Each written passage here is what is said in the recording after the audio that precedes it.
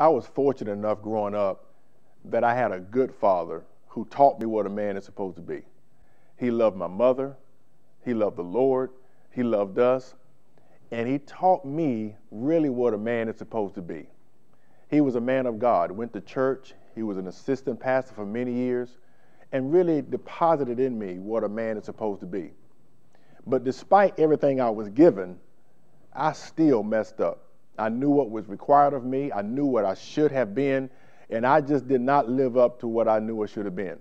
I failed God in so many different ways, and I knew better. And even though I knew that I wasn't supposed to be a perfect man, I know that no man's a perfect man, but I had seen so many people use imperfection as an excuse to continue failure. And then I began to hear many people give opinions about what a good man is. They would say a good man is an honest man, he's a nice man, he's a hard-working man, he's an ambitious man, somebody that has a future and has drive. But yet I heard so many different people give me different opinions about what a good man really was. And I learned there was really no consensus. There wasn't any consensus about what a good man was. It depends on who you ask. One person said a good man is this, another person said a good man was that, and there was no consensus. And then I started to think. Genesis tells us that man was created in God's image and after God's likeness. And I thought if anybody knows what a good man is, it ought to be God. And from that, I did a study and began to look into see what scriptures in the Bible use that phrase good man. Because if God is the only one who really knows, then I need to go to the source and find out what a good man really is. What is a good man reveals the standard, the measuring stick for what a good man really is. Without a standard, without a measuring stick, there's no way to determine value, there's no way to determine quality, qualifications, or authenticity. There has to be a standard, there has to be a measuring stick to measure that by. There's been many times I've gone to an amusement park and I've seen many of the rides and attractions and roller coasters there. But typically at every ride or every roller coaster, there is a height requirement. And nobody can get on that attraction without meeting that standard, without meeting that height requirement. And I've seen many smaller children eager to ride those rides, but when they get to the line and they get to the height requirement, they don't quite measure up to the standard to get on that attraction, at least not yet. And so this is why the standard is so important, because we have to have that measuring stick and that standard to determine what a good man really is. Usain Bolt is the world record holder for the 100 meters. He is labeled as the fastest man alive.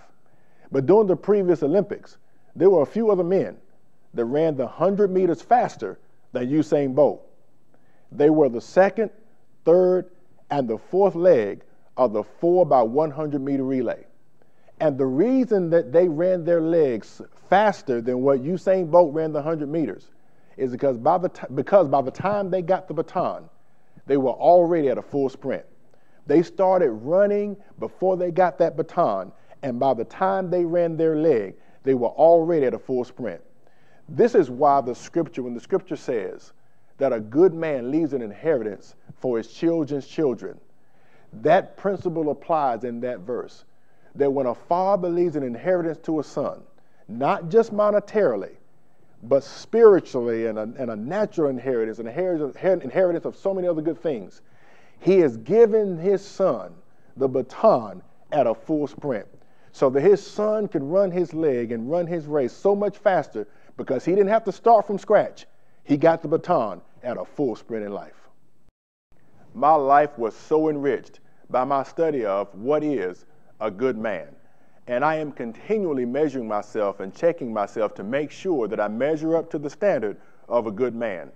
And any man who gets this book will now have the standard, the measuring stick to measure himself by to see if he is indeed a good man. And guys, even if you don't measure up, this book will give you the tools to equip yourself so that you can be a good man. And ladies, every lady needs this book. I hear so many women argue that a good man is hard to find. And it's next to impossible to find something unless you really know what you're looking for. This book will give you the standards so that you can make a positive ID. You can have the DNA criteria to make a positive identification of a good man. And the wisdom that a woman will receive in this book would allow her to shine brightly. She can stand out as a gem in the midst of stones for a good man to see.